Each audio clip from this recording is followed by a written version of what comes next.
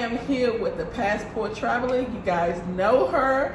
You introduce yourself as Passport Traveler or Miss Kimball. I am Kimberly, aka the Passport Traveler.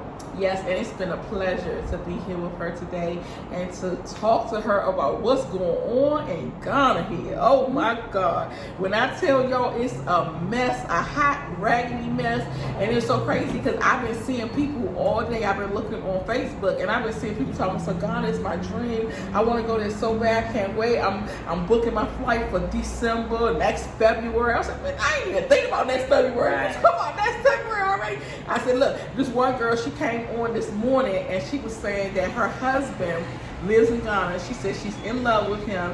She wants to know, should she uproot her children and take them to Ghana to be with him, or should she just go with him for the summertime and then come back, or should she bring him to America? And I was talking to my daughter, and my daughter said, look, I'll tell you a joke, but I'll never tell you a lie. Mm-hmm. Don't bring him to America, period. Leave his ass in Ghana. You go talk to him, go chill with him. Don't uproot your kids and bring your kids to Ghana for no man. What? Because niggas come and go. You don't know if that man gonna be here today and gone tomorrow. So you don't do it. I said, I done uprooted my kids and brought them here. And they was like, Mom, what are we doing here? Like, what's going on? Mm-hmm. So, yes, you don't want to do that. So when I told her, I said, look, whatever you do, don't take the nigga to America. I said, and if you want any more information, go watch KK Squad. She came back, she said, oh, I know you. You always keep it real. I said, damn, everybody know. If you don't know one thing, you know I keep it real. And it's a guy here that's in the Bree Mountains, and he's building houses and stuff. Mm-hmm. And I contacted him, and I said, I want to come up there and see and get some commentary and come up there and look at your place or whatever. He ignored me. I said, oh, he must know who I am, because he's trying to tell people to come. I'm telling people not to. So I'm going against him. Yeah, so I was like, well, maybe he don't like me. But, you know, to each his own. Some like you, some don't. That's right. Go along with it. Because I became notorious, and I don't even know why. Exactly. As soon as you open your mouth to say something that you don't like about their beloved country, they are going after you. So I want to do a video with the politician too, because that would be interesting too, because I want to see how the politician, I want to see how he feel about Ghana. That's his name, the politician? No, that's who he is. And it checked out. He is definitely a politician. Because I investigated. Really? Yes. The one from the airport? Yes, I investigated and I looked up his name. I got all his information now, and he's definitely a politician. So it all checked out. So I want to see what's going on with that. But what's going on with this? I hope this thing is charged so it won't die on us. Is it? But let me see. Let me see.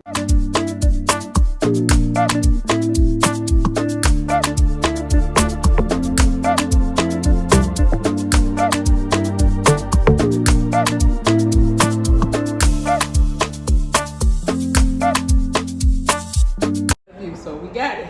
So sorry for the discrepancies. We got this camera working right now.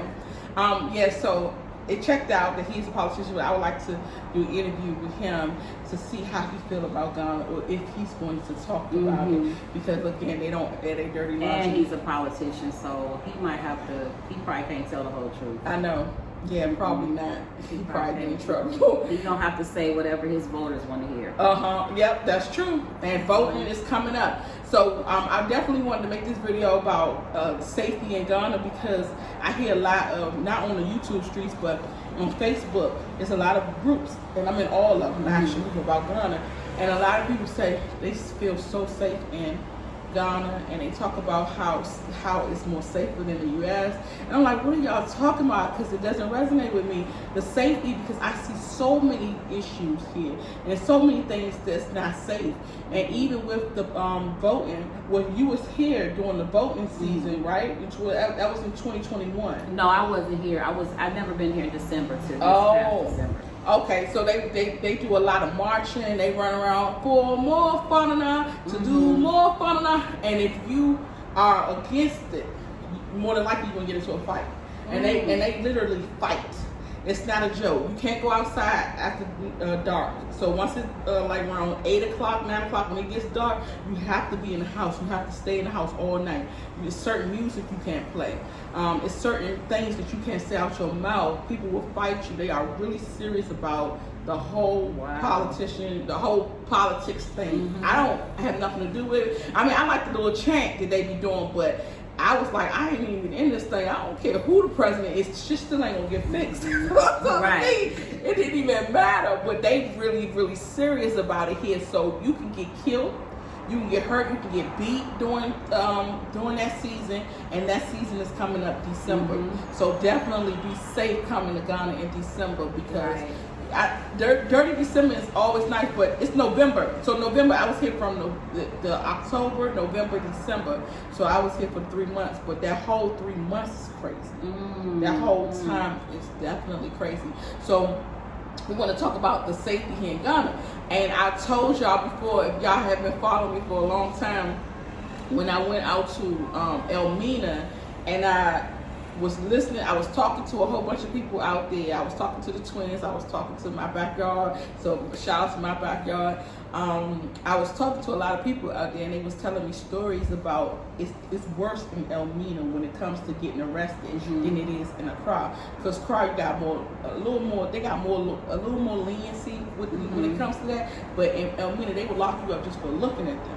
So if you have a neighbor that you don't like, you tell the police, I don't like her, that she going to jail. So you definitely have to be careful with that. So we was just talking about the whole jail situation. I know a couple of Americans who was arrested and put in jail just because somebody said that they didn't like them, or they owed them some money, or they took their land or something, and people was in jail for years. You don't just get out automatically. We also discussed that the Gambia, how Rick went to jail for fighting the guy, and he didn't even hit the guy. So it's just really scary coming to Ghana and thinking shit's sweet, because it's sweet like that in America. In America, you have rights. In Ghana, you don't have none. And as a foreigner, you definitely don't have none. They don't care about you at all. Yes, because like at least you'll say, damn, I'm a foreigner, so maybe I'll be able to get away with it. I don't live here. Maybe they're gonna extradite me to my country. No, none of that is happening. Your ass is going to jail. So when it comes to safety, it's not safe to me. So now I wanted to talk to you about what happened with your husband and the whole phone situation. Well, we used to buy ice. We didn't have, our refrigerator went out at the store. So we used to go to the police station and buy blocks of ice, 10 blocks of ice to keep our drinks cold because the refrigerator went out. And we've been doing it for 2 years. At this point, we have been doing it for 2 years. We go to the police station and we noticed that the lady is delaying with the ice. So, because she brings the ice to the car. So Latif went to go get out and go see why she was delaying, but we didn't know that they was already going to arrest Latif. So the police came and opened up the door and pulled Latif out the car and said, "You're going to jail." And I was like, going to jail? I didn't really pay no attention because I know Latif is not a thief. I'm thinking they're going to go in and talk to him. So the taxi driver, about 20 minutes, came out and said, because he gets stutters when he's nervous, a lady just slapped Latif. And I said, what you mean, lady just slapped Latif? So I get out and I go in there and I'm like, who slapped my husband? And they all just kind of, by the time I get there, the whole community is there, because when people call you a thief, the whole community wants to come and see who it is. They usually come and whoop you. Yeah. So, but see, he was in police custody, so they didn't have access to him. The community didn't. So I'm asking them, like, who slapped my husband? And they just ain't answering no questions. So I noticed it was a girl behind the desk that wasn't in uniform. I said, did you slap my husband? And nobody said. They just like, calm down, go back. I'm like, no, who did you slap my husband? Because I'm about to sleep your ass if you slap my husband. You don't have no right to slap my husband. Come to find out, the police was a man. The boy didn't know he or she, so he called it a girl. Oh, it was a male police officer that slapped Latif. I mean, slapped the piss out of Latif. And he even broke the headphones that was in Latif's ear. Oh. He said he slapped Latif because Latif wouldn't say that he didn't do it.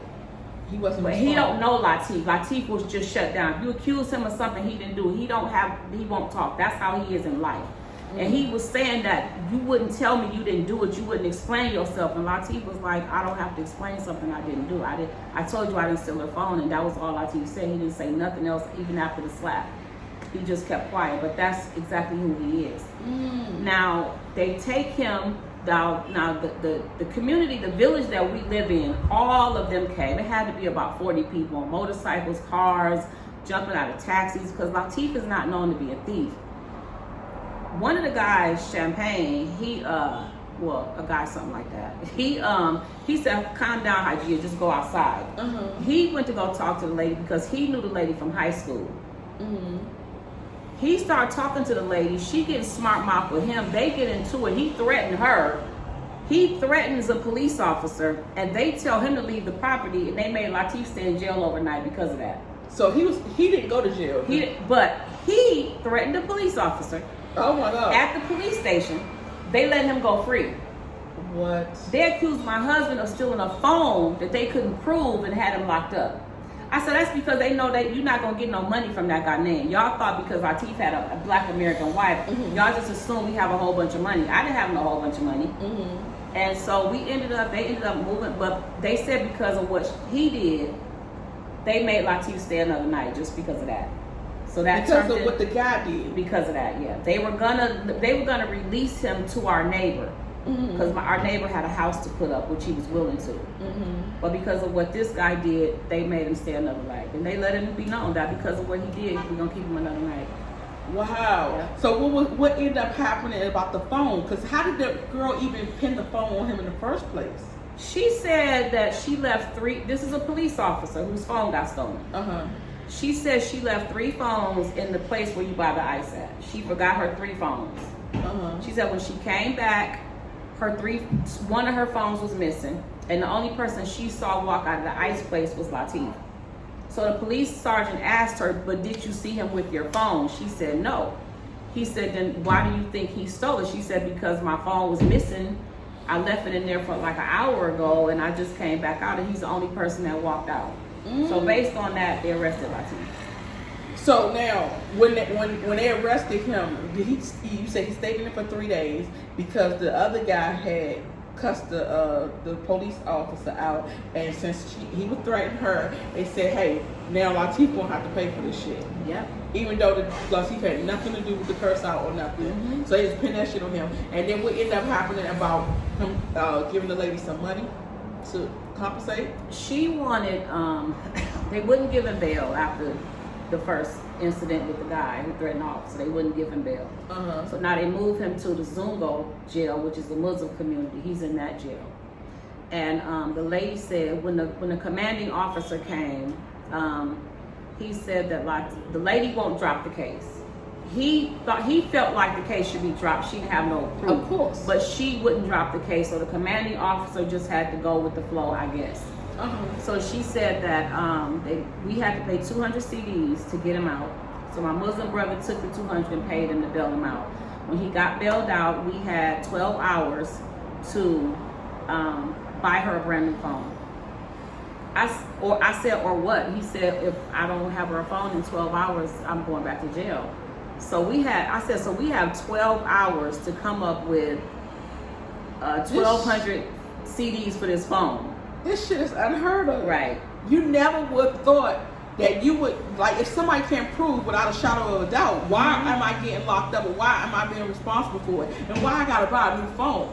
The rules here is just so crazy, like, they will blow your mind. It is. Like, I be hearing so many things, even in a car, and when you, like, let's say me and you get into a car accident, I don't have insurance here. I have to actually take your car to the shop and pay for your car to get fixed. And you have to pay for medical bills if you hurt somebody. Yes. So it's not like America at all. Because America, we got insurance to take care of it. And if we don't have the insurance, we can at least say, all right, I don't got no insurance, I don't got no money. Maybe they can bill us or something like that. But they would even lock you up and put you in jail until you come up with the money to pay for the car to get fixed and pay for the medical bill. So, I mean, so many things are different when you move it overseas, and you talk about safety. Oh my God, where is the safety in this? It's just, This is so unheard of. I mean, not even them. I could call the police right now and say, you just pushed me down the stairs. I could offer them 300 CDs to take her to jail right now. Yep. She can offer them 500 to turn around and put me in jail. I mean, that's how simple it is. Money talk, bullshit walk. And someone even told me about my husband. When my husband was here, they said that you can actually call the police and tell the police that he is cheating on you, and you'll go to jail for cheating on you. Really? Yeah. So I was supposed to call the police one night. So that's a crime here. Yeah. I was supposed to call the police one night when I called him on the phone, and I was like, why are you not answering my phone calls? And he said, I'm just tired of you. And he hung up the phone. I said, man, it must be a girl over there because the way the African husband. Yeah. I said, the way that you acting, it must be a girl over there. I think you got a girlfriend or something. You hiding something from me. And at this point, I was mad because I paid for the house, and he never took me to the house. So I was like, I want to know where this room at that you living in, where you living at. But I ended up finding out where the room was at. I actually found it. And so when I went there, everybody who was standing outside talking to me said, you could just call the police. They will take him to jail. If you think he's cheating on you, there's a girl with him, they will lock him up. Ooh. Yeah, I said, damn, they don't do that in America. In America, you can. How many times we got cheated on in America? They don't give a fuck. They like, that's a civil matter. Y'all need to take that up with child support. Take it up with the divorce court or something. I did not know that. Yes, it's crazy.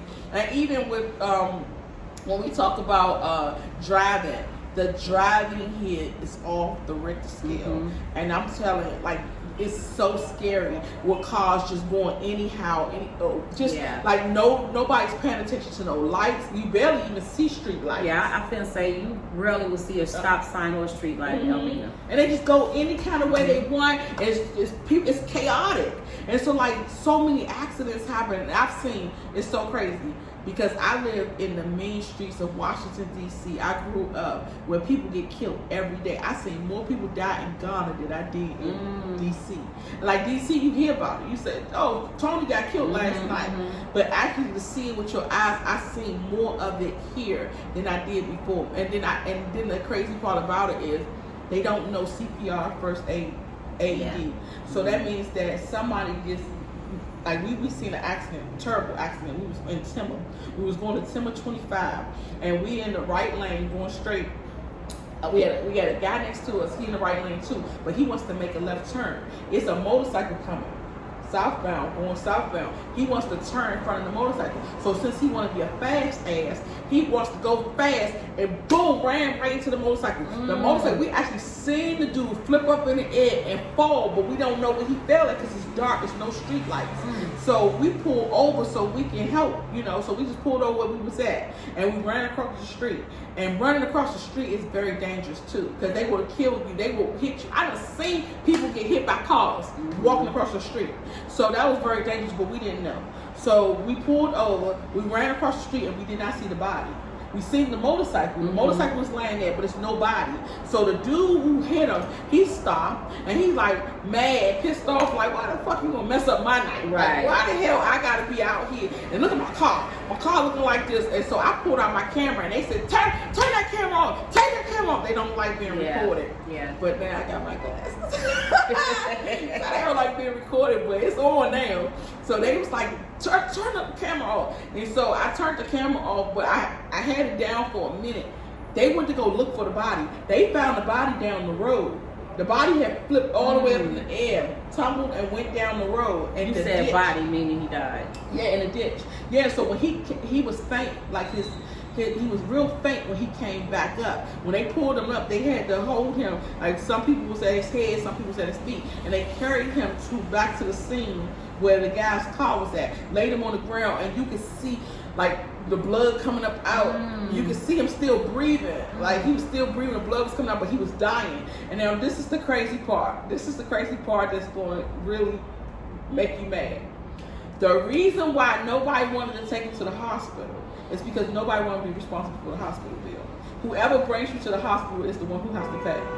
What? So they let him stay there and die. Yeah.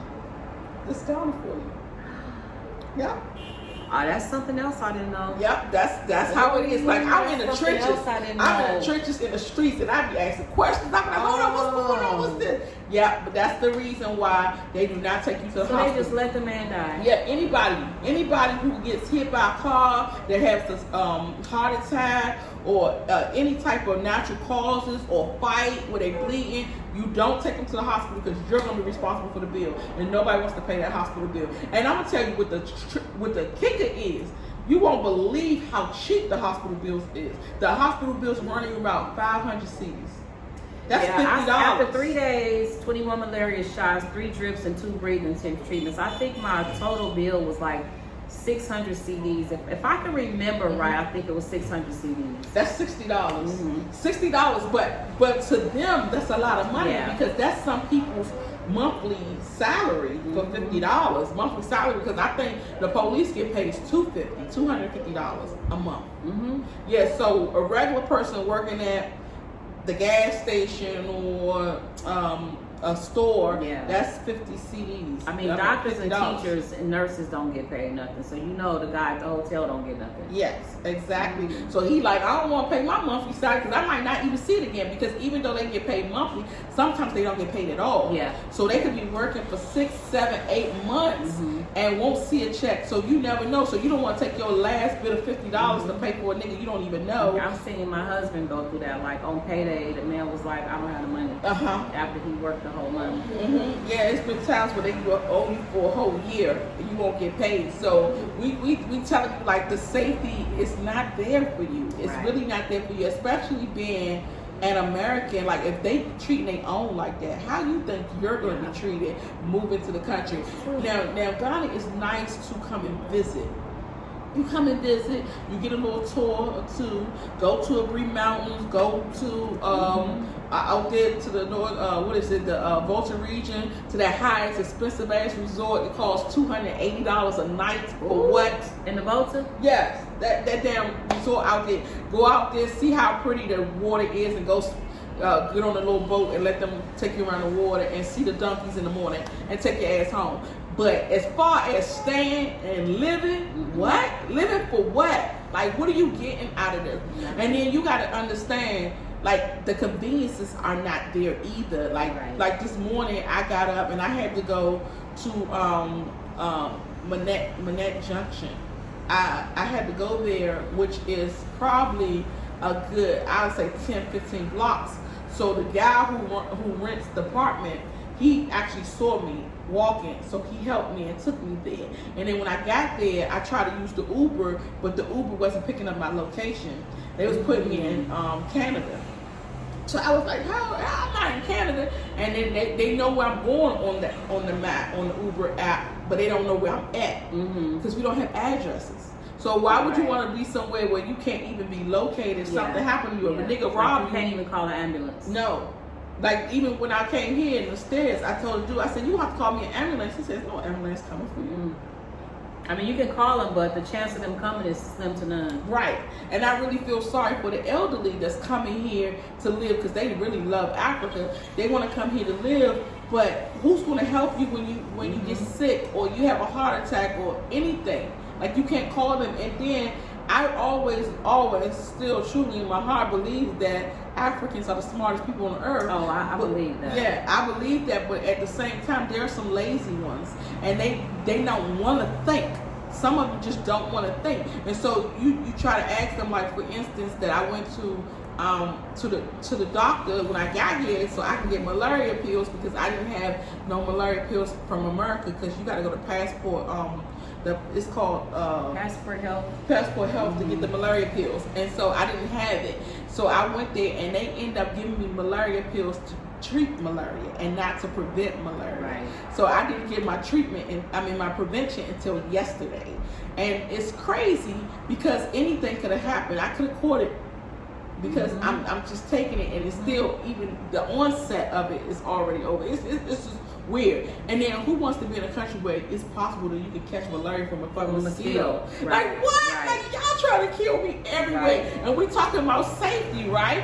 How is it safe when I brought my children here and I gave my children malaria prevention before coming? Right. And my daughter still caught malaria. and she still was sick, and I couldn't take her to the hospital. I had to sit here and watch her suffer, and I just kept thinking, like, she's gonna really die in front of me, and there's nothing I can do. There's no hospital that I can take her to. Now you have You wasn't near a hospital?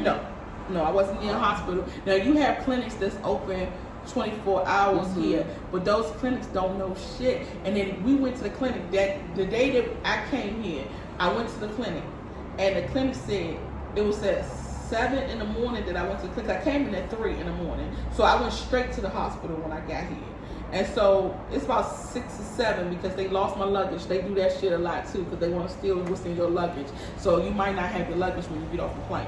So they lost my luggage. So I said, forget the luggage. Let me go get some malaria pills. Cause I'm really like on edge, thinking like I might go out there and a mosquito might bite me. And then I don't have no cream because they have this cream that they won't touch you. Yeah, I have some. It works. They won't touch you, but I didn't have that either. So I was like, let me go ahead and go to the hospital. So when I get there, they tell me they can't see me because there's no doctors there. There's no nurses. They said they won't be no nurses until 9 o'clock. And I was like, what? So y'all open 24 hours for what? What? No, you can't help me when I get in here. They was like, sorry, ma'am. And then they kept on asking, what do you need? And I kept telling them, again, I need to prevent malaria. I don't want to catch it. And they was like, because they really, it's a word for this. When you meet them, they nonchalant. Oh yeah, they really are. Yeah, they nonchalant. Well, nothing worries them, nothing bothers them. They're not excited about anything. Nope. They're not nervous about anything. It's just yes, no, we don't know. I don't know. Yeah, like nothing. I went to the hospital one year. I think it was last year. I had to go like 5:36 in the morning. I couldn't breathe, and luckily the taxi answered. After we called him so much, he answered his phone. And I remember asking him, "What made you answer your phone?" He said, "Because Hygeia, y'all kept calling, and I knew something was wrong." And he pulled up in his underwear. Got me straight to the hospital. Girl, the first machine they hooked me up to didn't work. They pushing buttons, it won't come on. They switching plugs. So now they got to unplug this machine and run around the hospital, find another breathing machine. So in the meantime, this lady put some antihistamine in my IV. And I'm thinking, that's not going to work. I don't say nothing, but she put it in my IV, and immediately my breathing was relieved. Immediately. Wow. And so she was thinking, Kimberly, I think you're allergic to something. I mean, as soon as she put that antihistamine in my IV, I could breathe. But the point is, if I needed the nebulizer, it didn't work. They had to run around looking for another one. And sometimes the electric get cut off too. Luckily, I've never been in the hospital. I don't know if they have generators. What I do know is, about a month ago when we first started, that was about 2 months ago, we first started having the power outages every single day, 3 times a day, that babies died in the hospital, but it didn't make the national news. Right, it never did. And I know Elmina only has 1 fire truck. The city I live in has 1 fire truck. How do I know? Because my landlord, the wife works for the fire department. And she was telling me one day, she said, oh, Hygeia, we only have 1 fire truck for the whole Elmina. And I was like, wow. When you talk about SAG, and you talk about safety, this place is not it. Especially when you talk about the ambulance and getting help publicly, like even with the police. The police don't have the car to come and help you. So if your boyfriend or your husband Kirk out, he beat your ass or something's going on and you need police help, 9 times 10 you have to go get him, go pick him up and bring him back to the scene. By the time he comes back to the scene, taxi. No, I literally had to pay for a taxi for the police to come find the thief that stole my phone. He stole my phone. I tracked the phone to his house, and I had to take a taxi, go get the police officer from the police station, and we went and got the boy and took him. But I had to pay him $350 for helping me, and I had to pay. I paid him 300 CDs for helping me, and I paid $350 for the taxi. Oh my God! And the police, you had to pay the police. I had to pay him. Now I could have reported it to the police, and it would have just been in a stack of papers. So what I paid for was favor. What? That's what they would have took the report and they would have put it there with the rest of the reports.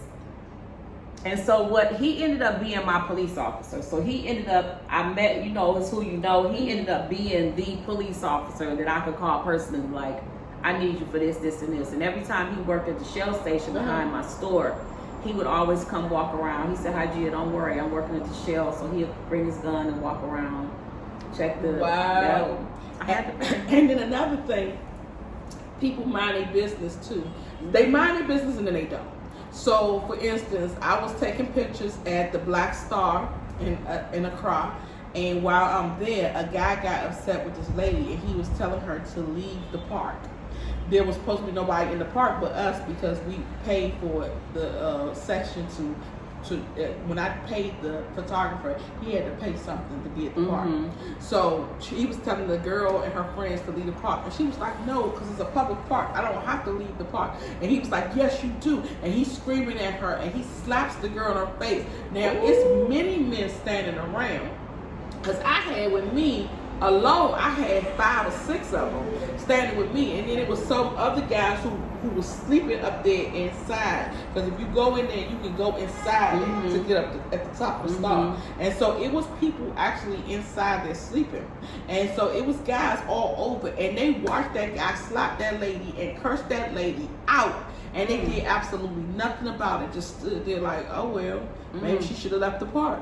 So getting help publicly outside the street, that's not happening either. And now if you was to, like, let's say maybe I ain't gonna say a police officer, but maybe somebody with some type of ranking, maybe they work at the DMV or something, and they say, "Hey, what are you doing with that?" Now everybody around that heard them don't know shit about what's going on, but they all gonna jump your ass. Just to let you know, they all gonna jump on you. They gonna hold you down. They gonna tie you down. You trying to get away? You trying to run? Not happening. You're not running. Right. Here. It's not like America. You know, when America take off, somebody running. Oh shit, let me run too. Right. No, it's as soon as you run it, we gonna go catch him and we gonna bring him back to. Everybody wants to be super saver. Because the reason why is they want money afterwards. Like I helped you track this person down. Give me something for it. That's it. You know, That's give me it. something for it, and they're gonna come for your ass because they showed up, came for me. 5 men jumped me coming out of the airport. Out of the airport. They was like, "Oh, you want her?" I was running. I had my luggage, everything running. They was like, "Hell no!" They started snatching my luggage. You got niggas over here, niggas all in my face, niggas hitting me. I'm like, "What the hell did I just get myself into?" So being a woman, you have no rights. You have it's no safety for you. It's nobody's coming to help you. Like, and it's hard. It's the hard truth. Right. It's the hard truth, and it's sad to say that, but people don't talk about these things. So they just talk about how beautiful Ghana is, and I'm like, where? You talking about 1 or 2 places? Yeah, the Sandbox looks nice. Yeah, a Body Falls looks nice. Yeah, a Bree looks nice. But what about the rest of this shit? So you talk about 1 or 2, 3 things that you saw in Ghana, and you said, "Oh, Ghana is so beautiful, such a beautiful country." It ain't a beautiful country. We got beautiful shit in the country. We got a couple of beautiful things in the country, and you call it a beautiful country. But you got to think deeper than that, especially when you're making a move to this country. It's not what you think it is. It's not roses. It's not. You know, and we got to talk about the shit that people don't want to talk about. Like, because I've been in the trenches with them. Like, I know exactly what's going on. And then we're not even talking about the fact that you got black magic. You got voodoo. You got people working roots. Like, even with these men, I can put it on this video where these men were supposed to be stealing, and they don't do thieves at all. Like, people who steal, they will kill you. Yes, that's how bad it get. That you ever heard them stoning you in the middle of the street? That's the type of shit. So they put this black magic on these men because they were stealing. So they put beads on them. And I always tell my kids, I'm gonna put the beads on you, and that's what I mean when I say that, because they put beads on them. So their hands was bound, like this is their hands. The whole entire arm filled with bees. They cannot move. Bumblebees? Because if they move, the bees gonna sting them because they got caught stealing. So they have to keep this on them until the person releases it. The moment they move, the bees is stinging them. And this is real life. Like, I'm gonna add it to this video. This is real life. Like, you would think, man, y'all lying. Because I thought it too. Like, when I first came here and I was hearing the stories that was happening, I was like, this is some bullshit. This shit ain't real. And I had to see it myself. And when I was in Timber, 25, and I looked out the window. They was doing a ritual out there, and they had a whole bunch of people was standing outside, and they had some fire in the middle of them. And so I thought maybe they were standing out and singing old Negro spirituals or doing some type of, you know, when we at home we do a bonfire, right? And we like the little what is those the tikis, marshmallows. And the candy. Yeah, that's what we do. So I thought that they was doing some shit like that. And the lady kept saying, she had a beautiful voice. It was very angelic. It sounded like a mermaid. So I just kept on saying, who the hell does it say? You could hear it very loud and clear. So I went to the window, and it's pitch dark out there. And I said, what is going on out here? And so I'm seeing the people walk around in a circle. I said, oh shit, they out there doing some shit. And the guy shot himself with a gun. You can actually see him with the gun. You can see the fire come out the gun, and you can see him shoot himself. I'm thinking some nigga supposed to fall, because when you shoot a nigga, he falls dead. That nigga did not move. Yeah, I've only seen that on YouTube, but I've seen it, and my husband has told me about it. And it's real. It's real, and I seen it with my own eyes, and I was like, hold up. Wow. Like, this is crazy. Nigga just shot himself, and the bullet came out, and he did not die. Wow. Now, they was out there doing some crazy shit. And then somebody had told me about the chicken. The chicken, so they have money rituals here. And people would get the money. A lot of people do it. They would sacrifice you and everything. They would get the money, but they only have a certain period of time. So it's different money rituals. So they might have a money ritual where they will give you the money, and you have to go do something for it. And if you don't come back with what they asking for, you die. So another money ritual was the chicken. They might take a chicken and they put a whole bunch of seeds out there, and the chicken has to eat the seeds. Now, if the chicken's not hungry, he might not eat none. But if he is hungry, maybe he'll eat 2, maybe he'll eat 3. But the 3 that he eats is how many years you have to spend this money. You don't spend this money in 3 years, your ass is dead. So you will see the niggas out there balling. And I seen the niggas at the club, and they spending money. Oh, buy her some liquor, buy her some, or spend it, because they trying to spend the money. They have to spend the money. Yes, or they would die. So they ball and they buying cars, they going to the store. So you can't get this money ritual and save it. No. You have to spend it. You have to spend it. Yeah. And you have to spend it at a certain period. You might even have some 24 things behind hours. it, because even like people sacrifice their family members. Yes. Yes. Now, we talking about, man, y'all trading over deep waters. Y'all think this shit's sweet. Oh, we going to Africa. Oh, my family from Africa. You be like, yes, I want to go there. It's a whole nother monster. Yeah. Like, when we woke up after coming over here, we woke up and we said, thank God for our ancestors who was enslaved. Yeah. Because if they wasn't enslaved, we would be over here in this motherfucker. And we would have died, because we wasn't taught to be humble at all. Yes. Like we wouldn't make it. Can you imagine? Yeah.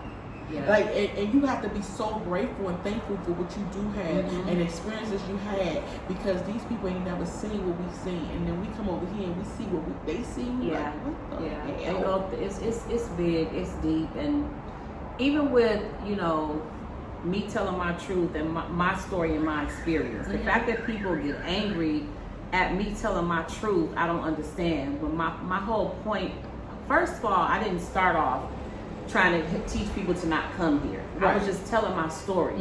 And as my story got deeper and deeper and I started to see more, my story was kind of like, nah, this place ain't cool. You said, I can't lie about this. Right. So I'm like, I don't want, as I'm seeing people, more and more people from my TikTok alone was crossing the waters, and I would go meet them. And I'm like, no. This is what's happening over here. Like, I want my brothers and sisters to know the truth. This ain't unicorns and flowers and shit. It's some deep stuff over here. But in me speaking that truth, it just went left. Like, I don't know how you can get mad at a person for speaking their truth. Right. Closed mouths don't get fed. And if people feel like if they say something, that people not going to come over here anymore, and so they're going to be blocking the money coming in the economy and all that. I get all of that, but at the end of the day, you cannot just purposely not tell people stuff because you want to extort them or whatever, because they doing it over here. So extortion is the name of the game. That's it. So they like, damn, we can scam these people, we can get these people come over here, we can tell them we're gonna give them free land, they're gonna come over here, y'all gonna live good, and so on, we take over and we take advantage of them and we kill them. And that's another part of the safety that we need to discuss, about how everybody coming over here they get in their houses and they building. I mean, they're spending good money to build these houses and build these walls. And they spend all this money, and then they get over there and they get in their houses and they get set up, and people come in their house. I have 4 friends that's Ghanaian that live here. Nigga, come in their room in the middle of the night, slide their door, slide their window. The windows don't lock, they slide. The only way to lock that window is you have to put something like a stick behind it. You remember back in the day when you used to do back at home? Yeah, that's the only way to lock it. If you don't have a stick, you don't have no way. And if the stick is too thin, you just slide it, it will break and it will open up. And people are coming up in people's houses in the middle of the night while they sleep and stealing their shit. And if you sleep hard like me, by the time I get up, all my shit is gone. Yeah. Everything is gone. It happened to so many Americans. It's happening, and it's happening in the Cebu right now. Like, I think about 3 or 4 people in that village where they're giving the free land at. The good thing about that is they don't want to hurt you. They're not armed robbers. They just want to come in, steal your shit and leave. Like your computer. Like, they don't come in and kill you while you sleep. They just get their stuff and leave. But yeah, Cebu's going through that right now. But people work hard for this shit. People come over here with their tablets and their computers and their laptops and all that. Like, you got a lot of electronics yourself you came over here with. And people just come in your house and just take that shit. The boy that stole my phone came in while me and Latif was asleep. He opened the door and came in. He took my purse with my money in it. He took my phone, the iPhone charger, the iPhone plug, the iPhone universal adapter. We didn't know nothing until we woke up the next morning. No, it's just fun. And when we caught him, I said, what were you going to do if we woke up? Was you planning to kill us? And he looked at me like, no. I said, then what were you going to do had we woke up? And just run? He didn't say nothing. He was 16. Yeah, that's about the age they are. Like, our 16-year-olds, they got guns. They gonna kill your ass. But these 16-year-olds, they say, oh, we're gonna steal your shit. But it's still unsafe. Like, who wants to be in a house where somebody came in? I don't even want to have my car. Like, if my car gets stolen, I don't want it back. Because it's tainted. So that feeling of somebody just took advantage of me and took me for granted, it's like I can't drive that car no more. I don't feel good. So imagine somebody coming in your house and you're asleep. You wake up and all your shit is gone. You're like, damn, my nigga was right here with me. Right here. That has to be devastating. That is just so crazy how that is. That's my real estate agent in Detroit. Oh, okay. Yeah, so that has to be devastating to have that happen to you, and you had so much stuff happen to you, and you haven't even told all the stuff, but the little bit you tell, you get threats. Yeah, I mean, you know what's crazy? You know what's crazy is I'm getting attacked by more Black Americans than Ghanaians. Oh, that's what's crazy. Because they don't fucking know. Like, the people fucking with me. I'm sorry. No, it's okay. The people bothering me is 99% Black Americans. And the crazy part, half of them ain't even come over here and see it. But they heard that it was beautiful. They heard it was good. So then why are you talking about it? Right. Why are you talking about it like this when it's good over there? Like, you're ruining it for us. Yeah. And you're trying to help them. Yeah, I am. Like, don't make the same mistake and come over here and bring all your stuff over here thinking that this is the move, because it's not the move. Like, to be honest with y'all, I want to be truly honest with y'all, and it's a sad, sad fact. There's no place for us. Nope. I said that. Like, where is our home at? America don't want us. Africa don't want us. Like, where do we belong? Nowhere. The only place I've ever been and didn't feel like I was different or people treated me different because of my skin was Mexico. And that wasn't even Merida. It was Tijuana. And that's crazy. That was Tijuana they didn't treat me no different from each other. Like, it was not like being in America, even in Africa. They let me know that I'm different. I didn't experience that in Mexico. And you know what's so crazy? In America, we like open arms. We accept everybody. We got the Indians there. We got Pakistan. We even got Russians in America. We got everybody. We got the Spanish. We got everybody. Everybody just a collab and a big healthy family. And then people come over there, Spanish, whatever. They come over there and they build they stores. They get houses. They get all types of stuff. We even patronize their businesses. Now, when it comes to us, we go over to another country and build a store. Ain't nobody coming to our little dirty store. Nope. They gonna look down like, what the fuck is that? So it's no place for us. Nobody wants us there. That's true. Like I Nobody said, likes us. Where's our home? And then we think Africa because we look like them. Right. But we aren't them. So when we look like them, we say, damn, we go over there and everybody black, so we good. No. Nope. It's a whole totally different ball game over here. And then somebody, the politician guy told me, he said, you don't need no Ghanaian friends. And I said, why the hell you just tell me that? He said, because Ghanaian women are jealous of y'all. They I don't know, but that's what it seems like. That's what he told me. Yeah. He said that. The Ghanaians is who tells me the same thing. They're jealous. He said, they're jealous. I said, for what? He said, man, I'm telling you, don't be around them. They don't like you. They don't like you for real. Now, the men like us, of course. Now, I don't have a problem with the men. It's always the women. It's the women that don't like us. If you notice the difference, well, I don't think you noticed because you was really talkative, but how the ladies responded to you at the airport and the men. Oh, yes. Big difference. I don't like talking to the ladies. I said, when we went over there to Ethiopia, and the lady was there, I said, oh shit, we gotta talk to a lady. I'd rather talk to a man anyhow. And that's even in America too. I'd rather talk to a man. Men respond that differently than women. Women are so chatty. They like always want to be in competition with one another. So you can't get a woman and say, you know what, I really want to genuinely help you. It's always, what's this bitch coming over here for? You know what I'm saying? So you have to worry about that. And then you think, oh, they're going to be my friends because I'm a nice person. It don't matter how nice you are. Yeah, it don't matter how nice you are. I'm telling you. Yeah, it doesn't matter. They still going to treat you indifferent.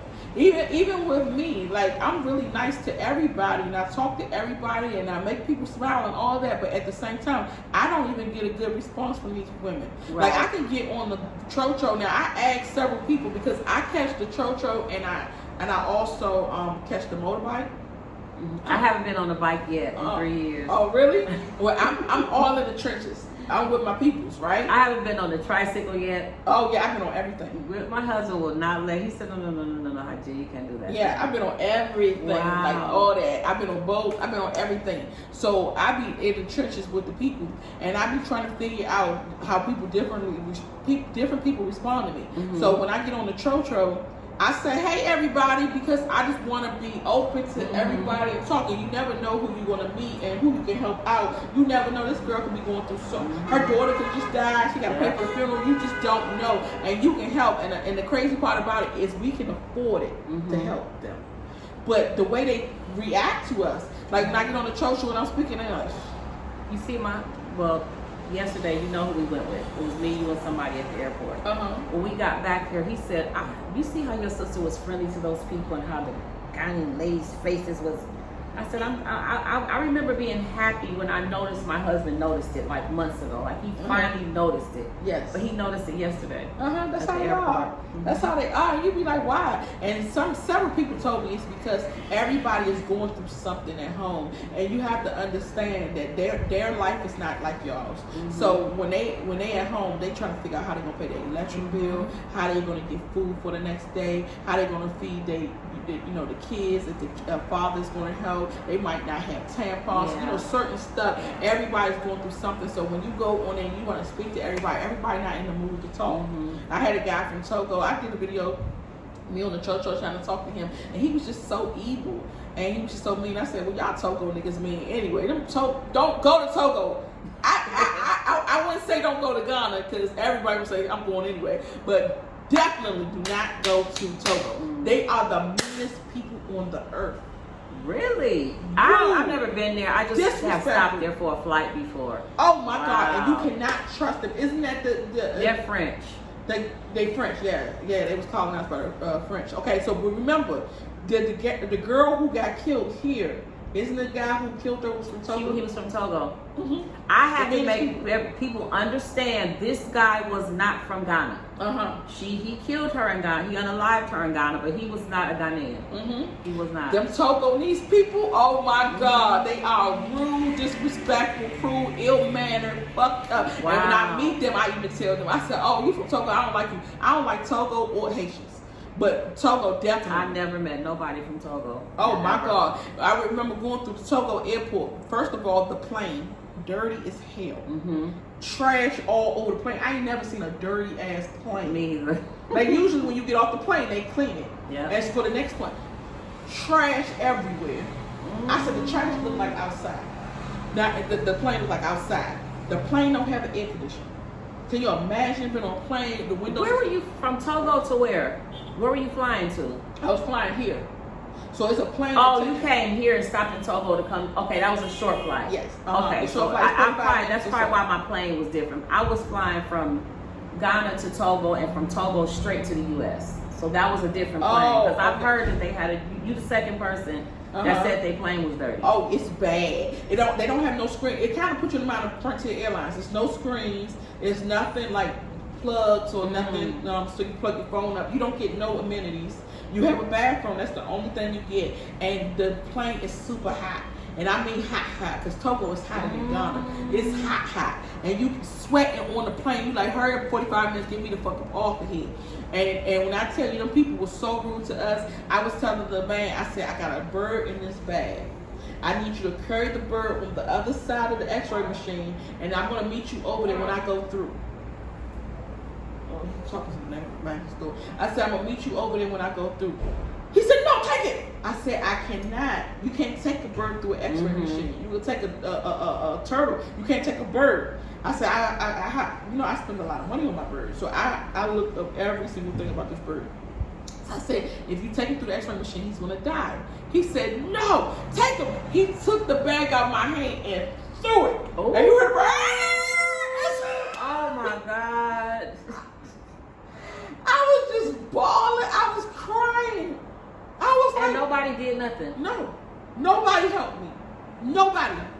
All of them rude me. All of them disrespect. You know how TSA? And you don't never want to go through TSA because TSA got this, like they hire the meanest people. Yeah, it seems like it. It really does. So think about that times 10. Yeah. That's how they was. Everybody was mean. Everybody was like, go, move it. I'm like, God damn, calm down. Yeah, going through TSA is like going to prison. Like they just make you feel like you in prison or something. Oh, yes, and then the dirty ass airport. Oh, that's a whole nother nightmare. The airport hardly got no seats. The stores are ran down and dirty. There's people out there. So they got stores, but then they got people who want to sell their stuff. So they got carts in the middle of the that's the only place I ever seen that, in the airport, where so you here, and you see how people have the stand, the food stands. They got stands like that inside the airport. Yeah, it's in the middle, and they selling clothes and selling shit just like they would do out here. That's the first time I ever seen anything like that. You like to see a lot. See, I was going from one plane to another, and because I didn't have a visa, we had to just go straight into the next plane. We didn't get to walk around or go outside. We couldn't even go outside and smoke. They wouldn't let us go out. Oh wow! So now they really cracking down on so many things when it comes to Ghana. And I was talking about it in another video that I did. I haven't put that video out, but I was talking about like Ghanaians need to blame themselves because they did this to themselves. So many things that they are not allowed to do anymore. They can't go out like they used to. They can't travel like they used to. Even coming here is hard. It's harder. Like you used to get visa upon arrival. You can't. That's dead. That's not happening no more. You can hang that shit up. If you get visa through a immigration officer, $200, $300, maybe $250 at the least, probably $250 to pay for that. You might have to throw him something small on top too, for him to have to run around for you. So then we used to get that. Then we used to can go to send out the passport to the nearest visa embassy, and we'll get a stamp. That shit taking longer. Ain't no 2 weeks now. So now you have to plan this trip a month in advance or 2 months in advance because you got to get that and you got to get the passport back. Then the fees for the flight is a whole nother monster. That's high as hell. My one flight, because I didn't book a round trip. My one flight to get here is $1,500. I believe it because I think mine's going out is $1,300 and going to Mexico is like $1,500, something like that. Yeah, so it's very expensive now. It's gotten so expensive. So to come and go is very expensive, and then the food. And then, like I was talking to the guy in Osu about my clothes, and he was like, today's price, Yesterday's price is not today's price, honey. What you used to pay for your clothes, you ain't paying no more. So that $20 that you used to pay is now $40. And then even the daggone water has gone up. The water used to be 1 CD, because I remember yelling out the window, I got 1 CD. Not no more. That's 3 CDs now. It's true. And that egg, I used to buy the egg in the morning with the pepper. The egg was 1 CD back then. Oh, was it 50 pesos? I think it might have been. But now it's 3 for an egg. Yeah, I remember at our store, even our eggs was like 50 pesos, and then up to 60, 70, 80. Now it's like two CDs. Yeah, everything. Even oil. Oil has gone up high, so people can't afford the oil to cook. And sometimes I wonder, damn, do we even have enough money to save this country? I think we will actually run out of fucking money, because everything is going up. And it's not that the country doesn't have money, because the country has money. They just not giving it to the people. And so while y'all sitting there talking about, don't talk about love country, that's why shit is not changing, because you don't want to talk about it. Shit needs to be talked about so it can get to the higher up, so they can know, like, people is down there suffering so bad. You got people coming from other countries that's coming to suffer too, like the JIT. They out there in front of Accra Mall, and them kids said they haven't ate 2 or 3 days. They was talking to me today about it, and I had kids coming to me in Osu, and they was like, man, I like this about you. And I was like, what's going on? They was just like, we just hungry, we just need money. And I was like, damn, this is crazy. This is not even in America, where you have kids outside begging for food and just have not ate. At least we have free food programs. You can eat somewhere if you wait on the lunch truck to come this summer. It's something. Food stamps at church. Yes. I personally haven't met a hungry kid, honestly, yet. But I hear, and when I hear the stories, it's closer to out of the Elmina Cape Coast area, like maybe Accra. But even in Elmina, I had people that I've had people come up to me and say they were hungry, but they're the same kids that's there every Wednesday when I go to the same store. They're the same kids. And so I don't believe they're hungry. Wow. They could be, but they're the same kids that's there every single Wednesday. And these kids that I've been seeing is different kids, and they jumping up on the cars and they like, please take me with you. And it's so sad. And then that's another. I saw some kids hanging on your car on one video, I think. They do that all the time to me. They do that all the time to me. And this is not just one scenario. This is constantly. And what I always tell people is, even when you feed these kids, they still gotta eat tomorrow. I feel like I don't want to be nowhere around a whole bunch of hungry people. Because what do hungry people do when they hungry? When you're hungry, what's the length you're gonna go? Just like I said, if they go ahead and stop the welfare reform, and they say, hey, we're not gonna do welfare no more. We're not gonna put food stamps. We're not gonna do healthcare. You got the niggas that live with their baby mothers that's going to go out and say, I'm going to get it for us. And they going to go out with guns, and they going to start killing people. They going to find a way to eat. My baby mother got to eat. We got to eat. I feel like I got to protect her as her baby father, or just niggas, period, or my mother. I gotta protect my mother. So they're gonna go out and they're gonna start killing niggas. So welfare reform is real, and I know it's gonna happen, but when it does, I don't wanna be nowhere in the vicinity of it. I don't wanna be around a whole bunch of hungry motherfuckers. And it's just like when we go to free food lines. Like, I always been the type, like, even if I might have been broke, I might have been poor. Cause I don't remember being down there and not having shit and being in the hungry food line. I would be hungry, starving, me and my kids, and I still won't stand in the line. I just cannot, because the way y'all acting like common Harlem hoodlums, screaming, pushing, yanking, trying to bust in line, want to fight me because I'm in line first. Right. I don't like all that chaos. I don't want the wahala. So I be like, you can go ahead and have the shit. Even been in lines where they was giving out free toys for Christmas. That's what made me really stop Christmas. I said, y'all acting like some damn fools over some fucking toys? Who does that? Like, who cares about toys? I said, you know what, kids? Y'all gonna have to just go without. I don't have the money to buy y'all the toys. Y'all not gonna die. Right. Because you don't have toys. And I'm not gonna stand in line and fight for them for free toys. So I stopped standing in all those lines because I don't like people that's pressed.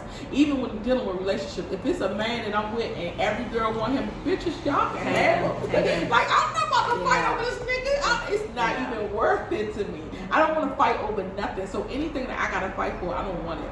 I'd rather not have it, because if it's for me, it's for me. It's gonna come. Yeah, it's true. I was, even when I tell people that I chose to live in a village when I came here. I liked Elmina because it was undeveloped, and I lived in the city. I was born and raised. I've always lived in the city. I never lived in the country, so I wanted to live in the village, and I loved it until this year when times got hard and they were stealing our goats and chickens and they were stealing cases of club from us, everything. See? And the people was telling me, like, you live around poor people, what do you think? What do you expect to happen? And I'm like, but nah, because I had been there 3 years. Yes. But this year the economy got so bad, like I couldn't trust nobody around us. Now you live around poor people, but now imagine living in a poor country. Well, you know what, let me get out of this village, because they right. I'm surrounded by poor people. Exactly. But you not only the village, you in a poor country. Right. You in a country, a third world country. It's poor. Like be honest. They do have resources, and there is some rich people here, but it's very few.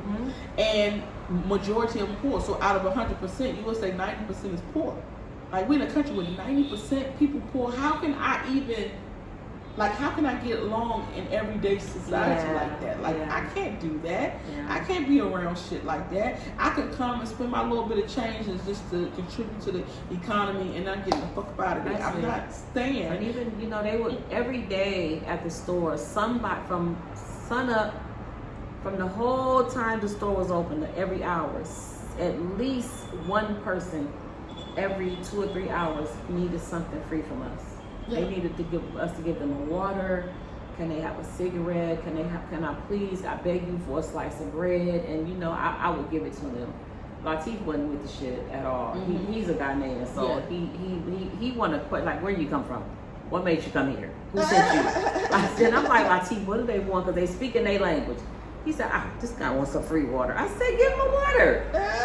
It's a sachet of waters. But Latif wasn't, he ain't down with it at all. I know, a lot of them not. So they'll ignore them when they're in the car. And they see people begging at the car. Yeah, my heart couldn't. They'll be like, if you ask me for a sachet of water and you're thirsty, just give him a sachet of water. Latif will. Yeah, so that's how it is. So when you going somewhere and you know that people are going to be poor, it's not going to be safe. Yeah. Anything poor is not going to be safe, because even in Mexico, you have some poor cities there, and the poor cities aren't safe. Where I live in Merida, it's rich. Everybody, they got money. You got polo clubs. You got people that's richer than me there. I mean, these people are rich, and they have money, so you can hang with them and be there all day. You ain't got to worry about no violence. You ain't got to worry about no petty theft. You ain't got to worry about nothing. Now, you might be some broke people, but they're not poor. They just might not have enough. But then when you get into where these people don't have even a pot to piss in, literally. Y'all remember that saying, a pot to piss in, the window throw it out. They literally don't have that. And then you really talking some shit. You really talking about, okay, this shit's not gonna be safe for you. Yeah. It's not, because they gotta get it. I just didn't get it until this year. Like I didn't like I said, I didn't experience that until this year. Yeah. And it got deep. It's certain places you're not gonna be able to even walk through. Like me, walking through with this watch in Elmina Village. They taking that shit, because they like, look, when our next meal comes, we taking all this snatching, all this shit. So certain places you can't even go, and certain people you can't even be around. Even certain restaurants, you don't want to be in certain areas where the restaurants are low quality restaurants, because then you got to deal with the poor people who can afford to go there. Like when I go out now, I try to go to like the beach, Labadi Beach or something like that, into one of them restaurants where it costs $500 on the holiday to get in. Yeah. That type of shit, because then you know it's gonna be people there with money, so they're not gonna be worried about you, and it's gonna be people that is foreigners that's visiting, and they not even from here, so they got money to spend. That's what you want to be around. But come in here and tell me something. Oh, I'm gonna live amongst the people. Try that shit if you want to. That shit in real. Try it if you want to. I tried it. She tried it. I tried it. And you know how many Americans, literally a few that I know, have bought land, built houses, and got up out of here. They don't care about the land or the house because it was costing them too much mentally, physically, financially, emotionally to stay here and keep dealing with the land and the house and the scamming and the extortion.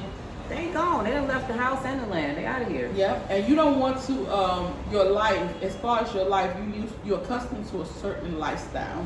You don't want to change your lifestyle totally, drastically when you move to another country. You want some things that remind you back at home, and there's some things that you might not want to go through. Like you say, you want to live in a village. For me, I can't because I like hot water.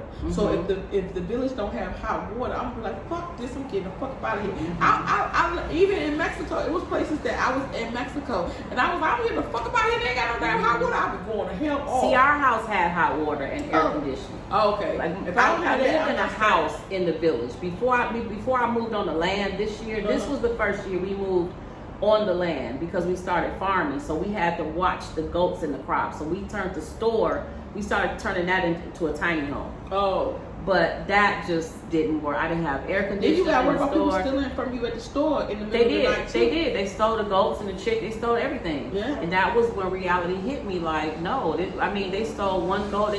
They stole everything. Yeah. This all happened this year. This year. Yeah, and so I said, you know what, Latoya, we gonna shut this store down, go move into a house, and we need some room to think because this store ain't working. You know, crime is getting bad, people getting more and more hungry every day, the economy is messed up. I mean, what we gonna do? Stay there till they eat us? Exactly. No. Because that's what's next. That's what's coming next. And it's so crazy because I even say that when it was something that I was doing the other day about the whole people stealing shit. It was something I was doing when I come back to it. Y'all know me and my short-term memory loss. So when I come back to it, I'm gonna let you know. But I can't do when the people are broke. I cannot because I gotta work about all that. Oh, I was talking about the hot water situation. So it's when it's a place where it's no hot water, or I can't flush the toilet or something like that, it makes me feel like I'm sacrificing, I'm giving up what I left in America, the convenience that I left in America. And it is a sacrifice. Yeah, to live into this. I can't sacrifice everything. And I don't want to do it anymore. Yeah. I sacrificed a lot. And a lot. I'm done. You can sacrifice something. The house I moved into was beautiful to me. I loved it. But then once we moved in it, we realized the 4-bedroom, 4-bathroom, 3 of the bathrooms didn't work. All the air conditioning worked, but 3 of the bathrooms didn't work.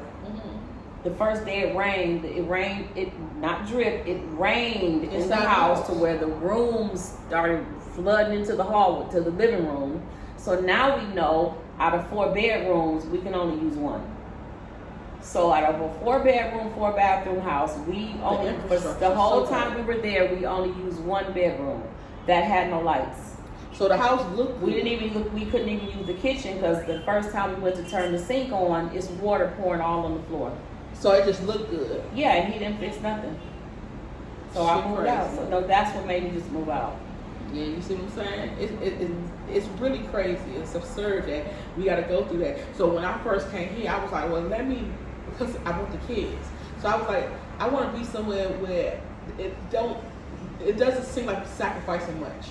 Like, I know we're going to sacrifice the fact that they can't go out to QT and get snacks in the middle of the night. We can't go to 7-Eleven and make those. Okay, maybe we can get some snacks in the daytime. So back in the middle of the night, they hungry, they can have some popcorn or something. I said, that's cool. But then it started being to the point where the necessities, the simple necessities was expensive. I need to have the phone so I could call out. And I'm like, damn, putting these minutes on the phone, keep recharging, it's costing me a lot of money. I need continuous electricity, so I need to be somewhere where it's a backup generator. I need the air conditioning, because I don't get the air conditioning, I can't breathe at night. Right. So then it started costing me more money to live here than to get in the States. So I was paying in the States, I remember $2,000. Here, $18,000 to live like I live in the States. So what am I gaining? Nothing. Make it make sense. I'm not gaining shit if I'm spending more to live like that, and I don't. I still don't have all my stuff that I need. It's still not safe. I still can't go out in the middle of the night because I want to. I still can't leave the house. Like last night, I was hungry as hell. Where can I go in the middle of the night? Right, ain't no Coney Island 24 hours. No. All I had some mangoes in the refrigerator, so I just ate that and just hope that I can take my ass to sleep. Because it's really nothing. Like you lose and sacrifice so much.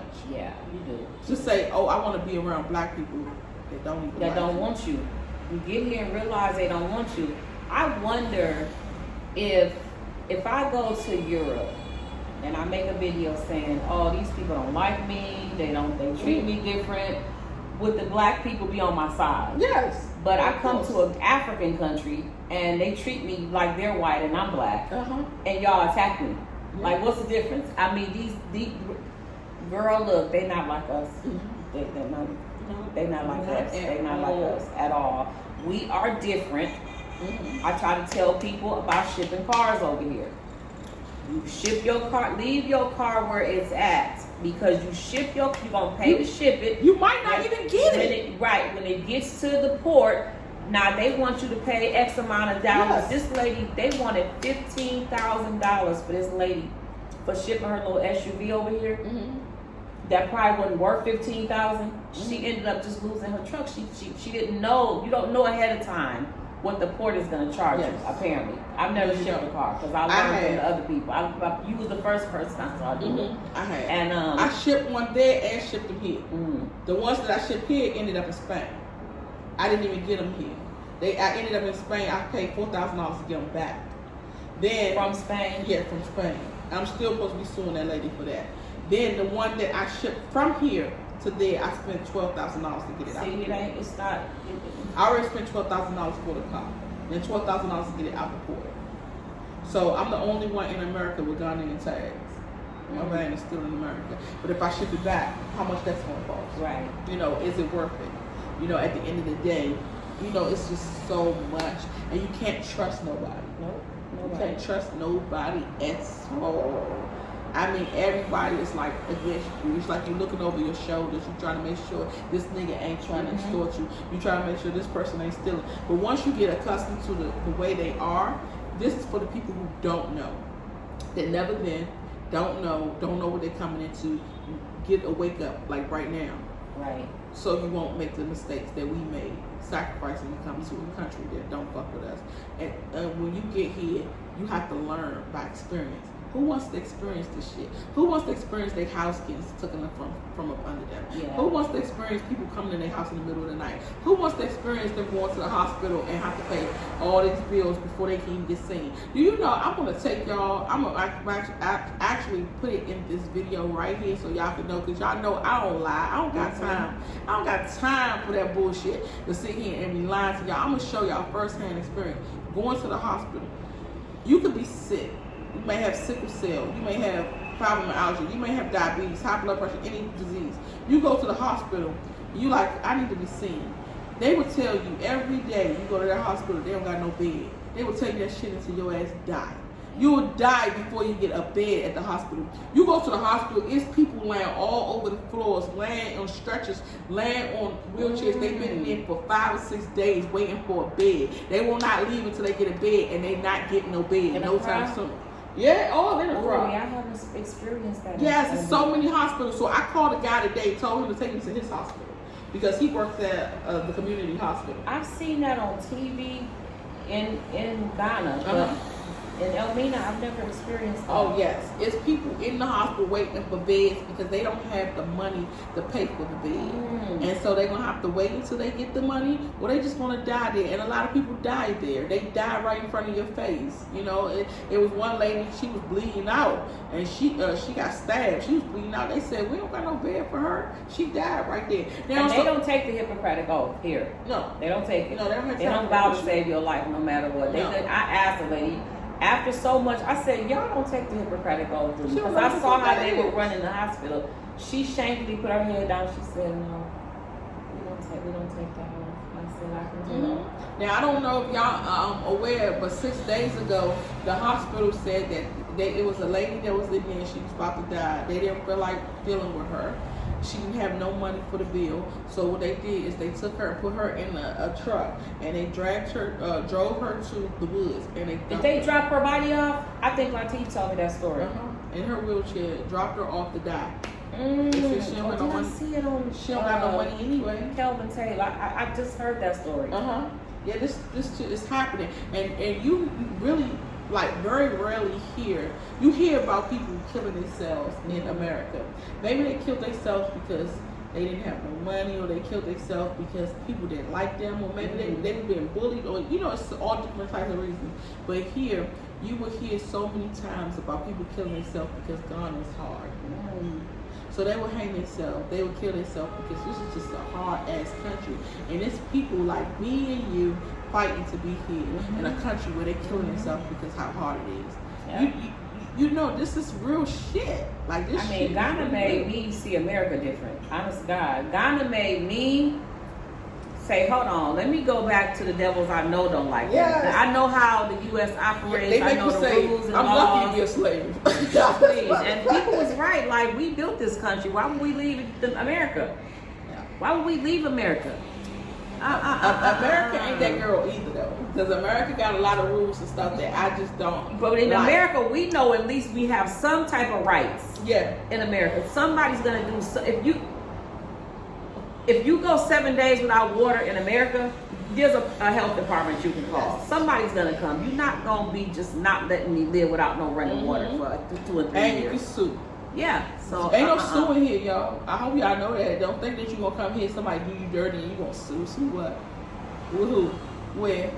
What they gonna say? You can. It's a court, but what they gonna do? And then I don't know if y'all ever watched the movie. It's a movie where it's a show on YouTube. I need to put it in the caption because I know sometimes I forget, so I try to go back in the caption and put it. It's not Blood Diamond. It's a show kind of like remind me of that, and like the Blood Diamond War. Yeah, it was talking about it's like a video called Blood Diamond, and they were stealing it. It's something like a diamond something. That's why I kind of remember when I say Blood Diamond because it's something diamond, right? Mm-hmm. But when I'm gonna put the name of the show, but you have to go watch that. It's about the Gambia and how they're scamming the Gambia, and it was a couple who came from Europe. And they came to the Gambia and they were seeing, it's not that it's beautiful, but it's cheap. Mm-hmm. You can live your life cheap. Like you can actually get a house in the Gambia, maybe a 4-bedroom house for $100 a month. And they like, damn, we can really open up a store here and we can get a house and we can live our best life. And so that was the plan. So when they did open up the store, the actual Gambians were setting them up. They sold them the store, but they never really sold them the store. It was just so they can put their money into the store, and so they opened up a bar and a restaurant. And so they said the bar and the restaurant was going good, but the niggas who supposed to had helped them, they actually had the store. They was actually at the store every day. They didn't think nothing of it because we're friends and family now. Y'all helping us. We're gonna run the store and y'all can eat and live and be nice and everybody married. That's what you think when you come over to a country and everybody is friends. They not your fucking friends. Nope. And so the dude said he had to go back to Europe, so he left his wife there. So the guy who sold in the store came to him and said, since you're going back to Europe, I got this diamond and it's worth a lot of money. If you take this to my friend in Europe, he's going to give you the money for it and you bring it back to me. He said, okay. He said, I'm going to give you a cut too for doing this for me since you're traveling anyway. Mm-hmm. So he said he takes the diamond over there to Europe and he's talking to his friends and shit because he knows the people in Europe. That's where he's from. He said he showed his friend. His friend said, that shit ain't real. He said, yes, it is. I meet this guy tomorrow and he going to give me this money for it. So he said he met the guy and the guy looked at it and said, this is not the diamond. This is not what you're supposed to have. It's a Gambian. He said, it's not supposed to have. What is this? Where's my diamond? He said, I don't know. He said, while he arguing with the man in Europe about this damn fake ass diamond, the man in Gambia is sending his troops in. They stole everything out the store. They trashed the store. They broke in his house. They messed up his wife, beat her ass, all types of shit. He gets back to Gambia to tell him what's going on, to tell him that the diamond is not real. So he got back, the dude said, that diamond was real. So you stole my diamond, you didn't bring my diamond back? He said, no, the man kept it. He said, it's fake, it's no real, it's not good. He said, yes it is. He said, oh my God, I'm gonna get you locked up. He goes to the court, get them to lock the man up. The man put in jail. They trying to tell all the people in the Gambia, look, he was wrongfully accused. He shouldn't have been locked up. The man's sitting in jail for like 2 years. Shut up. Trying to wait for somebody to help him out. He got a lawyer. He sold his house to get the lawyer. The lawyer telling him, look, I'm going to help you. All you got to do is pay me $50,000. So he pays the lawyer $50,000. He sold his house. Paid the lawyer $50,000. Another dude coming in, he finds out that the dude coming in is setting him up with the dude who gave him the diamond. They friends.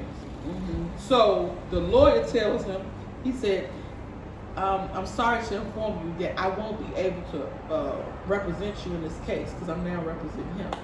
You know how in America our rules is that the lawyer can't represent both of y'all. Only can represent one of us. But now in Africa, there's no rules. So in Africa, you can represent whoever you want. So now the lawyer is representing the dude with the diamond, who initially gave him the diamond. So this dude paid him more. So he said he not representing him no more. So he's going to have to sit in jail. Yeah, you can't do that. Yeah. So because we got laws to protect you. There's no laws that protect you here.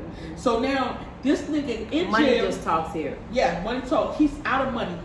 His store's gone. Because in the U.S., that's a conflict of interest. Exactly. You can't do it. Exactly. My lawyer can't quit helping me and help you in the same case. Exactly. But this is the stuff that you deal with here. It's unheard of. Because we're not used to this shit. So we come over here, we got to get used to this shit happening to us. And I hear so many stories about shit like this all the time. And I'm like, how did that work? That don't even make sense. But it makes sense to them. Just like they made you we got to experience that here. And we try to tell it to our sisters and brothers so they don't have to come over here and deal with this. Yes, and just like what you talk about that phone situation, that Latif had to buy a phone even though he did not steal the phone. Yeah. That's unheard of. That would never happen in America. And I told Latif, sit in jail. Let the judge ain't gonna make you. The judge is gonna ask her the same thing. Did you see him take your phone? No. Then what proof do you have that he took your phone? None. But Latif, I can't. You can't make nobody stay in jail. So I'm like, no. If you don't want to stay, we're gonna get you out. Even that, you can't say that the judge is going to say that because the judge is stupid too. That's true too. Because they be like that. They be like that. You be like, are you stupid? Like what the hell? Yeah. You sound dumb. He said, we had over my cousin's house. I'm in the house with my cousin and my aunt. I'm talking. We catching up. Outside is the driver. He's standing outside of Ghana? Yeah, it was in the crowd. Standing outside of the building, and he got a car out there. So it's in a nice neighborhood. It's in East Laguna. The guy who lives next door to my cousin calls the police because he said that the guy should not have been sitting outside the house. So when I hear the police and everybody outside, they arguing, they fighting. So I get outside and I'm like, what's going on? And he said, don't say nothing. I guess because I'm American, he don't want me to talk. So I hear the man spitting at him. He done hit him, talking shit to him. You're not supposed to be here. You move it. You should have been. He's speaking his language in his tree, right? And so he cussing the driver out, and the driver's trying to tell him, I didn't do anything. I was just here waiting for her to come out because she was talking to her family. Oh, you're not supposed to be here. He making something big out of fucking nothing. So he told the driver he gonna take him to jail. So what was the crime? That he sat outside the house. That's against the law? Yeah.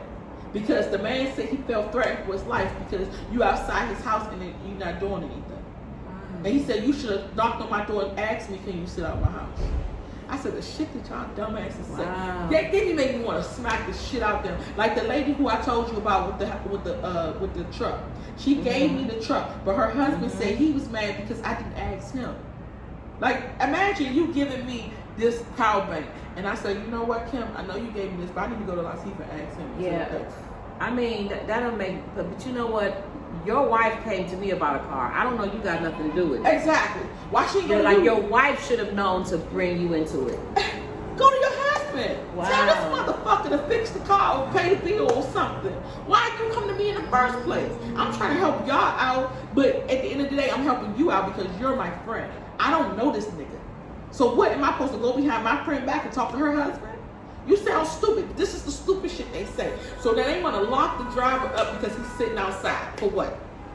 Like, make it make sense. So you can't say that the judge was going to be lenient. Yeah, that's true. The judge probably would have said the same shit because the judge want to get paid too, you know. Yeah. That's so at the end of the day, the people who y'all think that's going to have y'all back is not. The people who y'all think that say, oh, but it's a judge or it's a higher up or it's the president or it's the minister or it's the prime minister. That don't mean shit. Nothing. That nigga go right with his peoples against you because he trying to get paid too. Like I asked somebody yesterday when we was outside. I don't remember who I was talking to, and I said, "Would he get a piece of money off of it too?" Oh, when we was outside and the nigga was trying to sell the glasses. Oh yeah, you asked him did the security get paid too? Yeah, he said yes. So, he did? Yes, he said that. He said yes, he do. I said so that's why he's trying to help because everybody who helps gets something small. Yeah, for helping, for stepping in. Because I said he was more adamant about selling the glasses than because you kept telling him no, we don't want no more, and he's still talking. I was sitting in the back seat wishing I was in the driver's seat because I would have just drove off. I couldn't take it too much longer. Everybody's going to get paid. Everybody. So the judge is going to get paid too. Yeah. So he's not there for you. He's there for the money. Whoever's going to pay him, and if they have a way of getting money out of you, they have a way of extorting you. They're going to. You got to understand that they're going to extort you, and everybody going to be with the shits. It's not one person that's going to say, I'm going to do what's right. Yeah. Because if you do what's right, you're not getting paid. So it's probably been worse if Latif would have went to the judge, because now the judge gonna get money from the whole case, and then you're gonna still have to buy the phone because he's gonna make you buy that too. But now you're gonna have to pay because you went to the judge. Now the new thing is this: I wasn't extorted the other day. I have not been extorted or anything since I've been here because I know the shits now. You got me fucked up. Like that's how I talk to them. And they say they love how I talk to them too. But I say you got me fucked up. You think that I'm about to do this? So me and it was probably like 6 Ghanaians. We came through the airport. They took our luggage when we was in Ethiopia. So when we got here, the luggage was gone. I asked them several times, but they so fucking stupid over there. They act like they got no sense. I asked them so many times, where's my luggage? They said they don't know. Sometimes they say, oh, it's on the other plane. Then they say, oh, it's going to be on this plane. Yeah. I said, make this shit make sense. Like, some things you know don't make sense. Right. Now, if I came over, right, I'm on a plane. Let's say I'm on a plane coming from America, and I land in Africa, and I'm going to have a layover. So usually what you do know is that they take the stuff off of this plane and they put it on the layover plane because that's the plane I'm going on to get to my next destination. So then when I get to my next destination, my luggage is there, right? So say I'm on this plane, they take everything and they put it on the layover plane, but I don't make it to that plane. Should my stuff still be on that plane? Now, let's make it make sense. Who in the world is going to wait to that last minute before that door closed and say, oh, Kavisha ain't get on this plane, go ahead and take her luggage off? Nobody's doing that because they already put the luggage on there already. When you was in Ethiopia, did you have your luggage? No. Did anybody have luggage? No, because they said they put it on the next plane. The plane was waiting for us, but we didn't make it there in time. So everybody who the plane left didn't make it in time. So where's our luggage? Is it not on that plane? He said no. It's on the next plane that's coming tomorrow. You a mother freaking liar. So you mean to tell me that plane sat right there and waited for them to take all the people's luggage right off? They did not make it instead of waiting for the people. They just took the luggage off. He did not make it. Say, all right, so now we're going to leave this here. Now we go. Now if that's the truth, where the fuck the luggage is? It should be here, right? He said, no, it's not here. It's on the next plane. The next plane ain't even fucking here. Why are you playing with me? So y'all missed the flight because the plane was late? Or was y'all plane late or that plane left too early? Our plane was late. Okay. So the plane supposed to leave at 8:15, and our plane can get into 8 o'clock. So we got 15 minutes to get to the next plane. Right. We don't even know where the fuck the next plane is because we ain't from there. And in the way the shit is set up, you gotta go back through TSA. And then you get on your plane. So TSA gonna take a while. And then you gotta find where the gate is. So by the time you get up there, it done took you 45 minutes. They gone already. So the plane was too close together. Yeah. The time was too close together. They should have made it like a 3-hour delay. Then we could have had time to get there. So now he's telling us that the shit is on the next plane. The next plane ain't even here yet. Make that shit make sense. Where is it at right now? That's what I'm trying to say. Right now. Like, you gotta talk to them like baby. Right now. Where is it? Is it outside sitting on the ground? Right. Waiting for the next plane? Can I get it? Like, make it make sense. So he said, no, it's on the next plane. I said, okay, my head hurt. I'm not about to say shit no freaking more. Okay? So then I said, well, let me just go. Right? I just went. So then when I got here, the shit is not here. So now listen, we're going to go back to it, okay? Because we got to go back to these stupid ass kitties. Okay, so when I got here, I'm on the plane for the next day. Why isn't my stuff right here waiting for me? Because it was on that last. It was on the other plane. He said that's because it comes on the next plane. Shut up. So don't nobody really know where the shit is. Is that what the truth is? Make that shit make sense to me. Why didn't it come on the plane I'm on if that's the case? What the fuck was it in yesterday? It was on the plane coming here before you. No, the plane that you missed, wasn't it on that plane? No. So it should have got here? No. Yeah, I am confused. Exactly.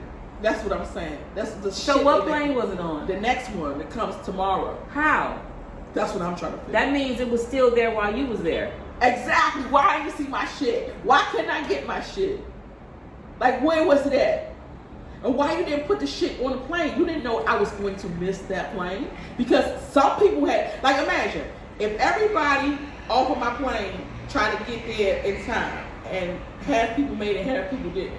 Somebody had to make it. How you know the ones who made it and the ones who didn't? Exactly. Like, this shit was so confusing. So now we confused as a motherfucker, right? So now we in Ghana airport. We looking, we can't find it. We look everywhere, we can't find it. But guess what else I'm about to hit you with? What? One of the Ghanaian niggas that was with me, his suitcase was in amongst of all the old suitcases in the airport. One suitcase. What? How the fuck did that happen? How did he get there? It must be a fucking spirit that's taking this shit. How did he get there? I recorded it. I got it on tape when he found it. It was a little suitcase. He said, hold up. Because all the suitcases had been there for months. We was in the room putting in our request for to find our suitcases lost and found. We in there giving him our passport information and everything. And he just so happened to look. He said, oh, just like my suitcase. He picked it up. He said, oh my God, it got my name on it. This is my suitcase. Now, how the fuck did that happen? Now, what if he hadn't just noticed his suitcase? He never would have got it ever. He never would have seen it ever. And this is a whole totally different room than lost and found. This is a room with extra large suitcases. And he got a little suitcase amongst all them big suitcases. He didn't even see it because we were standing there for like an hour. He had seen it at the last minute. I could not believe my eyes. I mean, not to even mention y'all got stuck in Ethiopia Together. all night and couldn't even go out to eat. You couldn't even That was find a whole food. nightmare. Well, the luggage was even worse. Okay, so here's the extortion for your ass with this coming in. So now I had somebody call to find out if my suitcase made it. So they called and my suitcase did make it, right? So then I called the guys from that rode in with me from that was Ghanaian. It was from the States. So I called them and asked them. They said that our suitcase hasn't made it in yet. I said, but it has to because mine has. And we was on the same plane. We're in the same situation. We're in the same boat. All them suitcases got to be together. So they was like, all right, let's go up there together. So we get up there. So I get to the man with the suitcase. So he pulls it and he said, okay, the suitcase is way in the back somewhere. So he said, I'm gonna go find it. So he go find it. He made me sign my name. I turned around after he bring my suitcase out, and this other lady said, you have to sign right here and sign your name and tell us about your suitcase. So I said, goddamn, how many people got to tell about one suitcase that y'all lost?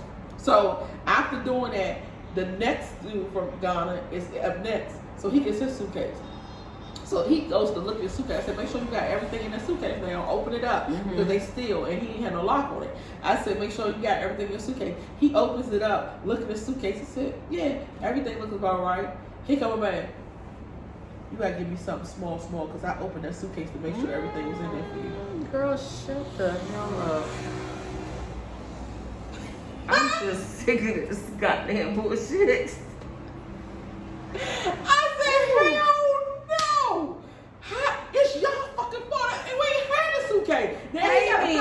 because I had to open your luggage and make sure all your shit was in it. So How now do you you know owe all me. my shit was in it? You don't know me from You don't know what was in there, so how do you know nothing's missing? Matter of fact, let me look in there and make sure you didn't add no shit to Dude, What? God in here. it. We trying to tell This y'all. is gotta for you. I trying said, to if tell you y'all. dumb shit. Like if you one of the people who just don't like dumb shit, like allergic to bullshit, don't come and go. No, because nothing's gonna make sense to you. So Nothing's much going to dumb make shit. sense to you. You're gonna start you're gonna bite your tongue off to keep from saying stuff. You be like, y'all retarded. Let me teach you something. You gotta teach somebody something every day. You have to teach them something. And they're not in a rush for anything. No. Ghanaians is not in a rush for nothing. Ooh. It's been so many times where I had to talk to people and I'm like, look, I'm so like frustrated. I'm trying to explain something. And they be like, this ain't America. I didn't tell you this was America, but at least America makes some fucking sense. Right. Like when shit makes sense, shit makes sense. It makes sense. So I'm trying to put some sense into your head, and the shit you talking right now is dumb. Like what is going on? Crazy. I need to take a break. Okay. I don't know if you're gonna bleep this No, out. I can go ahead and stop it because it's at Okay. 1:32. So guys, we just wanted to come and tell y'all some unsafe things about guns. Yes. And now that y'all know, y'all can make a decision whether or not you want to go for it or you don't. But at least you know. So I just wanted to put it out there for y'all. And Kimberly, thank you for doing this interview with me. It was so good. Yeah, I It was appreciate you. amazing. And it was good talking to you. And just to learn that there's so much stuff that went on with you that you haven't even told. Yeah, that you it's kept true. to yourself. And nobody knows about this because people know that you don't like it. You want to leave because stuff happened to you, but they don't know the extent of what happened to you. Yeah, it's true. Yeah, so I just appreciate you even coming on the channel to tell me what happened in this situation. And y'all, when I tell y'all, I feel so bad that he even had to serve a day after that shit. And I really feel bad that he even had to buy the lady a new phone. He didn't even steal her phone. And she had the nerve. Tell her what happened. Oh, After she tell her. so after she gets the phone and she used it, Kimberly said, man, the way she did me, I hope that phone don't work for long. The girl see the man who threatened her. Was it the man who threatened her? No, it was another one of my Muslim brothers. Another one of her Muslim brothers and said, do you know if the lady got a warranty on the phone? Because look what happened to my phone. And the phone screen is cracked because Karma is a bitch. Yep. And I told Smitty, with the shitty committee that's on YouTube, I said, Karma gonna come after your ass because you can't do people dirty. Like you playing in African streets here. Now, Kimberly may not be from Africa, but her ancestry is from it, and her ancestors still gonna look out for her and make sure that when people hurt you, I'm gonna get their ass back. She ain't have to do nothing. Go ahead, okay, I'll go ahead and pay for your phone. I ain't gonna touch you, but something gonna happen to your ass, and it happens like that every freaking time. Yep. The ancestors will come for your ass, okay? So y'all leave these African streets alone unless you're ready to play. If you ain't ready to play, don't do it. So bye-bye for now. Y'all see you on the next Bye-bye. video.